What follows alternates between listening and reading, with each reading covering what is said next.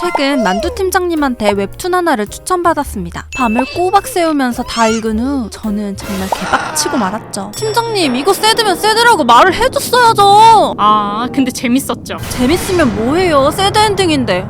이게 주인공이 죽어서 결말이 더 아름다워지는 거. 저라 진짜. 해피엔딩 충인 저에게 새드 엔딩이란 거의 지뢰를 밟은 수준의 테러였습니다. 혹시 새드 엔딩을 더 좋아하는 분들 계신가요? 네, 당신은 사이코패스임. 오늘의 교양 만두는 해피엔딩입니다.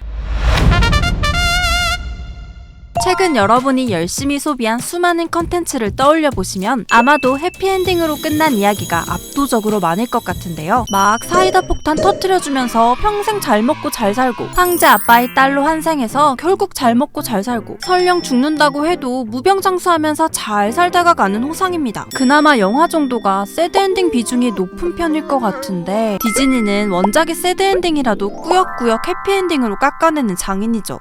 2006년 세계 도서의 날 웹사이트에서 1740명을 대상으로 실시한 선호도 조사에 따르면 행복한 결말로 끝나는 책을 압도적으로 선호하는 사람은 41%인 반면 슬픈 결말을 좋아하는 사람은 겨우 2.2%에 불과했다고 합니다. 사실 해피엔딩 스토리가 처음부터 이렇게 압도적인 대세였던 건 아니었습니다. 오래전부터 구전되어 온 여러가지 신화나 민담을 떠올려보면 의외로 비극적인 결말로 끝나는 경우가 많은데요. 뒤돌아보지 말랬는데 뒤돌아봐서 돌이 됐다거나, 비밀을 말하지 말랬는데 말해서 짐승이 됐다거나 하는 식이죠. 이건 고대부터 중세에 이르기까지 사회를 지배했던 종교 문화나 엄격한 전통 가치관의 영향이 있었기 때문입니다. 인간은 미완성의 존재로 인간의 삶에는 시련과 고통이 따르기 마련이다. 그렇기에 잘못된 행동을 삼가고 주어진 운명과 신의 뜻을 따라야 한다. 이런 맥락에서 주인공은 오래오래 행복하게 살았습니다 보다는 비극적인 결말을 통해서 도덕적 교훈을 주는 결말이 선호되었습니다. 불세출의 영웅도 어림없음. 너도 한낱 보잘것없는 인간이니 깝치지 말것. 오이디푸스 같은 고대 그리스 비극을 보면 신의 뜻에 저항하던 주인공이 마지막엔 몰락하는 등 슬프고 안타깝게 이야기를 끝냄으로써 사람들이 더 큰 감정적인 충격과 카타르시스를 느끼도록 의도하기도 했죠. 물론 이건 상대적인 거라 비극적인 결말만 있었던 건 아니었고요. 사람들에게 교훈을 전달하는 방식으로 착한 것을 권하고 악한 것을 벌하는 건선징악 메시지도 많이 사용했습니다. 착하고 현명하고 말 잘 듣는 주인공이 결국엔 승리하고 행복하게 사는 거죠.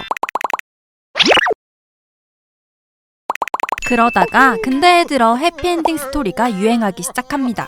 18세기 계몽주의와 산업혁명을 거치면서 인간은 자연과 사회를 과학적, 합리적으로 이해하고 통제할 수 있다는 믿음을 가지게 되었는데요. 자신의 운명은 신이 좌지우지하는 게 아니라 스스로 개척할 수 있다는 낙관적인 신념이 생겼죠. 문학 비평가인 조지 스타이너는 비극의 죽음에서 이렇게 이야기합니다. 진정으로 비극적인 정신은 근대적인 것의 탄생과 더불어 끝이 났다. 비극이라는 문학 장르는 금수저로 태어난 주인공이 자신을 억가하는 운명에 저항하며 발버둥치다가 결국에 패배하는 이야기를 다룹니다. 하지만 근대 이후엔 이런 설정 자체가 사람들에게 잘 먹히지 않는다는 건데요. 고귀한 귀족 신분의 주인공? 아, 민주주의 혁명 마렵네. 이겨낼 수 없는 운명? 비과학적인 미신 아니야? 문학과 예술도 그 흐름에 올라탑니다. 인간의 이성과 정서를 더 중시하기 시작하는 거죠. 대중문화, 특히 로맨스를 다룬 소설이나 연극에서 해피엔딩이 주로 사용되었고 사람들에게 긍정적이고 희망찬 메시지를 주면서 대중적인 인기를 끌기 시작했습니다. 그리고 여기에 쐐기를 박은 게 바로 20세기 할리우드 영화, 로맨틱 코미디나 판타지, 어드벤처 영화에서 해피엔딩은 필수 요소가 되었죠. 사실 행복한 결말의 출현은 문화를 소비하는 독자층이 확대되었기 때문이기도 합니다. 신분제가 희미해지고 소수의 엘리트층이 아니라 누구나 대중문화를 접할 수 있는 환경이 만들어지면서 더 잘 팔리기 위해서는 많은 사람들에게 선택을 받아야 했는데요. 솔직히 새드엔딩을 더 좋아하는 사람은 있어도 해피엔딩을 싫어하는 사람은 거의 없었습니다. 실제로 행복한 결말 효과라는 용어도 있는데요. 전반적인 만족도와는 상관없이 최종 결말이 좋았던 경험에 따라 결정을 내리는 경향을 말합니다. 예를 들어 일주일간 여행을 가서 5일 동안 날이 좋았지만 마지막 이틀간 폭우가 쏟아진 경우, 반대로 5일 동안 폭우가 쏟아졌지만 마지막 이틀의 날씨가 좋았던 경우, 우리의 뇌는 후자를 더 좋은 경험이라고 생각한다는 거죠. 마찬가지로 어떤 소설에서 주인공이 내내 행복하다가 마지막에 꿈도 희망도 갈등도 없이 끝나는 거랑 서사 내내 불행하더라도 마지막엔 더 이상의 갈등 없이 영원히 행복하게 끝나는 거. 후자가 심리적으로도 안정되고 보상받은 것 같은 기분에 도파민도 뿜뿜하고 선호될 수밖에 없죠.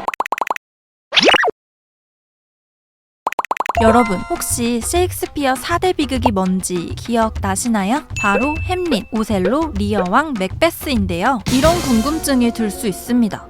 로미오와 줄리엣도 주인공 둘 다 죽고 슬프게 끝나잖아요. 이건 비극 아님? 모든 새드엔딩이 비극인 건 아닙니다. 앞서 설명했듯 비극은 일종의 문학 장르인데요. 4대 비극의 주인공들은 각자 저마다의 성격적인 결함을 갖고 있고 현실과 부딪히면서 비극적인 서사가 발생합니다. 반면 로미오와 줄리엣은 두 남녀 주인공이 잘못해서 새드엔딩이 난 게 아니죠. 몬테규가와 캐플리카 두 집안이 쌈박질을 하는 중에 우연히 눈 맞은 애들이 서로 죽고 못 살다가 그 사달이 난 겁니다. 즉 비극의 책임이 주인공 외부에 있기 때문에 새드엔딩이지만 비극이라고 하진 않는 거죠. 여튼 요즘 세상에 만약 드라마에서 새드엔딩이 난다? 온갖 SNS, 유튜브 커뮤니티 다 뒤집어지고 실시간 댓글창엔 별별 욕이 다 쏟아지고 방송국 시청자 게시판은 완전 테러 현장이 될 것 같은데요. 심지어 소설이나 영화를 볼 때 조금이라도 새드엔딩 삘이 난다? 결말 부분으로 가서 스스로 스포당하는 사람도 많다고 합니다. 하지만 영화 인사이드 아웃을 보면 즐거운 감정만이 능사가 아니라는 것을 알 수 있죠. 행복과 슬픔, 희망과 역경이 공존하는 게 사람 사는 세상이고 슬픔이라는 감정은 비정상이 아닙니다. 너무 해피엔딩만 집착하다 보면 현실 감각을 잊고 부정적인 상황을 마주했을 때 회피하려는 경향이 생길 수도 있다고 하죠. 그러니까 아린님 너무 화내지 마라. 진짜 치라고. 전 그래도 꽉 닫힌 해피엔딩만 보고 싶습니다, 여러분. 교양 만두였습니다.